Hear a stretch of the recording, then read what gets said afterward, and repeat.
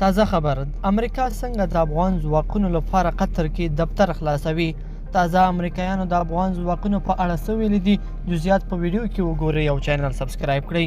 السلام علیکم لیدونکو، ستړي مشئ. امریکا په قطر کې د افغان پوځ د ملاتړ لپاره دفتر خلاصوي.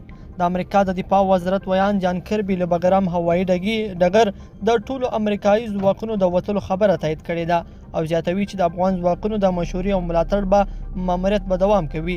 دا د خبره دم غړي په افغانستان کې واک نوي پوځي چارواکو ته د انتقال په حال کې دی او د امریکا د دفاع وزیر په قطر کې په افغانستان کې د عملیاتو او پوځي ملاتړ په موخه د یو دفتر پرانیستل تایید کړي دي. د کربي په وینا امریکا به د دې دفتر له لارې په افغانستان کې خپل عملیات تنظیموي او د افغان ځواکونو ملاتړ ته به ادامه ورکوي.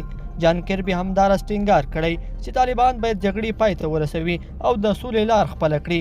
د په خبره امریکا په افغانستان کې د جګړو د پای ته رسیدو غوښتونکې ده او تمه لري چې دواړه لوري ژر تر ژره د خبرو له لارې یوې پایلې ته سره ورسیږي. لیدونکو په دې هیله چې دا مطلب به مو تر پایه لیدلی وي. که مو دغه ویډیو خوښه شوې ویډیو لایک کړئ د سره او چینل سبسکرایب کړئ. تر بیا ښه وخت.